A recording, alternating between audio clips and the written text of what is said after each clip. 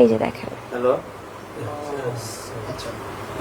Social মিডিয়ায় scroll করলেই এখন একটি নাম বারবার সামনে আসছে, টিকটকার প্রিন্স মামুন। সাবেক সঙ্গী লায়লার সাথে আইনি লড়াই আর দীর্ঘ বিতর্ক রেশ কাটতে না কাটতেই এবার বর্তমান সঙ্গী মোহনার সাথে মারপিট ও শারীরিক নির্যাতনের গুরুতর অভিযোগ। মাঝরাতে ফেসবুকে লাইভে এসে মোহনার কান্না, চোখে মুখে আঘাতের চিহ্ন আর অন্যদিকে কাবার গিলাপ ছুঁয়ে মামুনের আত্মপক্ষ সমর্থন, সব মিলিয়েই ফেসবুক এখন উত্তাল। কিন্তু এটি কি শুধুই পারিবারিক কলহ, নাকি এর পিছনে রয়েছে ভিউ পাওয়ার কোনো সস্তা স্কিম? আজ আমরা অনুসন্ধান করব এই ঘটনার নেপথ্যের গল্প।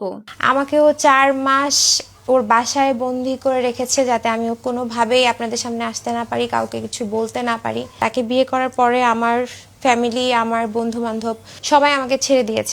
ঘটনার সূত্রপাত সম্প্রতি মোহনার একটি ফেসবুক লাইভকে কেন্দ্র করে, যেখানে তিনি অভিযোগ করেন প্রিন্স মামুন তাকে দীর্ঘদিন ধরে আটকে রেখে শারীরিক ও মানসিকভাবে নির্যাতন করেছেন। শুধু তাই নয়, মোহনার দাবি বিয়ের প্রলোভন দেখিয়ে তার সম্পত্তি ও টাকা পয়সা হাতিয়ে নেওয়ার চেষ্টা করা হয়েছে।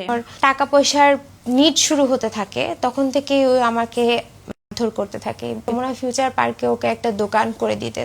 এদিকে এই ঘটনার পর চুপ থাকেননি প্রিন্স মামুনও। ওমরা পালনে গিয়ে সেখান থেকে তিনি কাবার গিলাপ ছুঁয়ে কসম কেটে মোহনার সমস্ত অভিযোগ অস্বীকার করেছেন। মামুনের দাবি ঘটনাটা একপাক্ষিক নয় এবং মোহনা নিজেই তার উপর চড়াও হয়েছিলেন।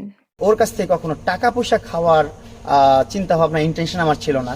যদি টাকা পয়সা খাওয়ার ইন্টেনশন থাকতো তাহলে ওরা আমি বিয়ে করতাম না। অর্থাৎ দুজনের এই পাল্টাপাল্টি কাদা চুরাচুরিতে এখন সরগম পুরো নেট দুনিয়া।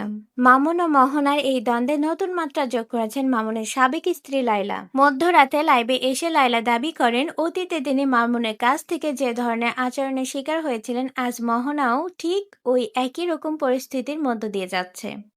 কেন বাড়িটা আমাদেরকে লিখে দিল না, লিখে দিল না বাড়িটা। এবং এই যে নারী যার সাথে তার বিয়ে হয়েছে বলছে মোহনা, সেও একটা কথা বলেছে যে তার লাস্ট অফ অল যেটা ছিল যে তাকে 40 লাখ টাকা দিয়ে যমুনা ফিউচার পার্কে একটা দোকান দিয়ে দিতে হবে। নেটিজেনদের একটি বড় অংশ এখন সামাজিক যোগাযোগ মাধ্যমে বলছেন ইতিহাসে যেন পুনরাবৃত্তি ঘটছে। এর আগে লায়লার করা মারধর ও সাইবার নিরাপত্তার আইনের মামলায় মামুনকে জেল খাটতে হয়েছিল, যা এখন নতুন বিতর্ককে আরো উস্কে দিচ্ছে। তবে সাধারণ দর্শকরা এই ঘটনাটিকে কিভাবে দেখছেন? ফেসবুক ও টিকটকের কমেন্ট সেকশন বিশ্লেষণ করলেই দেখা যায় নেটিজেনদের একাংশ মামুনকে অভ্যাসগত অপরাধী হিসেবে আখ্যা দিয়ে তার আইনি শাস্তি দাবি করছেন, কিন্তু অন্য একটি বড় অংশ মনে করছেন এটি স্রেফ সস্তা ভিউ, ফলোয়ার ও রিচ বাড়ানোর একটি নতুন কৌশল বা ডিজিটাল নাটক।